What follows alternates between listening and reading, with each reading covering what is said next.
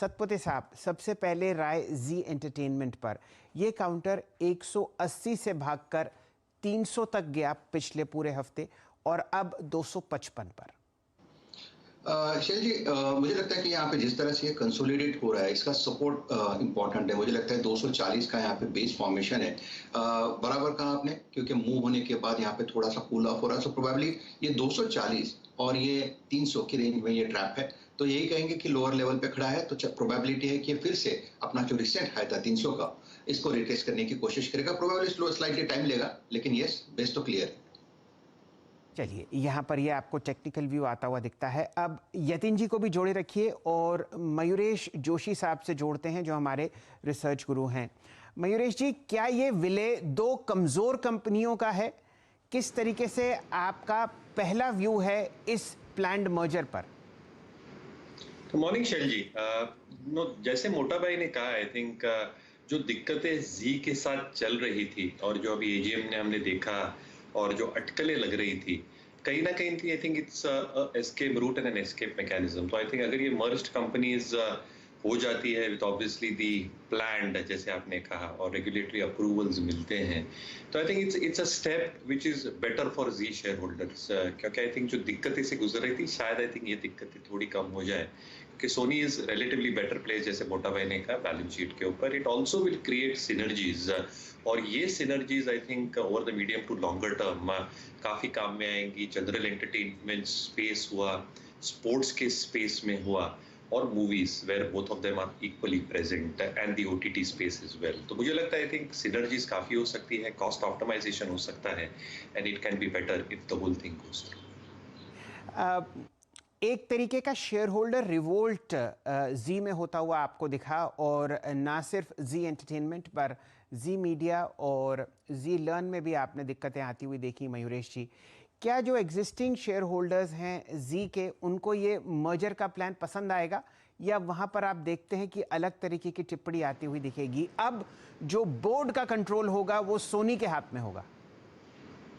बिल्कुल, तो जैसे मोटा भाई ने कहा, I think the board control will be there. हालांकि आई थिंक जो एक्सपेक्टेशन बाइंडिंग एग्रीमेंट में बांध के चल रहे हैं कि पुनीत गोयनका साहब will continue as an MD, but I think it's a better deal ultimately. I think in my opinion, I think share holders को बेटर डील है, rather than staying where uncertainty was. I think विलय के साथ, जैसे मैंने कहा, ये 4 aspects पे अच्छी खासी ग्रोथ मोमेंटम दिख सकती है आगे जाते हैं। But obviously I think there will be a few divergent views within the share holders itself, but मुझे लगता है आई थिंक अगर ये पूरा जाता है, तो आई थिंक ये स्पेसेस से I think balance sheet can, the combined balance sheet, I think if it comes through, can strengthen, and it can also maintain its competition intensity ये पूरी space में compared to its peers as well. तो मुझे लगता है I think in the longer term obviously I think beneficial ही होना चाहिए शेयरधारकों को। यतिन जी, पिछले एक आध हफ्ते से आप बोर्ड कॉम्पोजिशन पर बहुत काम करते हुए दिख रहे थे, जो जी में प्रपोज्ड था।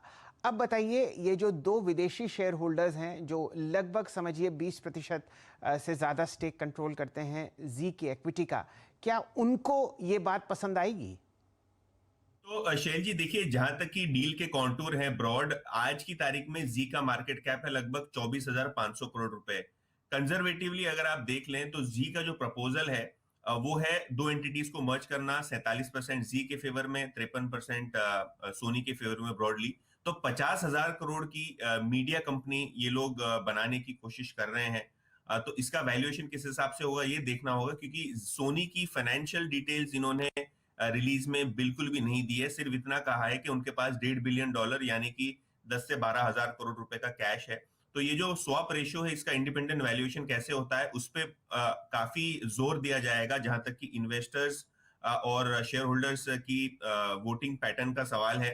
जहां तक कि मैं समझता हूं ये नॉन बाइंडिंग टर्म है और एक प्रमोटर का डेस्परेट अटेम्प्ट है एमडी और सीईओ यानी कंपनी को चलाने की जो होड़ है वो कंट्रोल करने के लिए। ये बिल्कुल ही शॉर्ट टर्म में मेजर लिया गया है सोनी के मर्जर के लिए। लेकिन जहां तक कि ओपनहाइमर इन्वेस्टकों का सवाल है, शैल जी ये सवाल बहुत सही है कि किस हिसाब से रिएक्ट होगा। मैं समझता हूं कि 20% उनके पास है, और दूसरे जो एफआईआईज हैं उनसे मिलकर अगर उनको सपोर्ट मिल जाए तो 26% शेयर होल्डिंग अगर हो तो कोई भी स्पेशल रेजोल्यूशन या बड़ा सौदा वो ब्लॉक करने की क्षमता रखते हैं।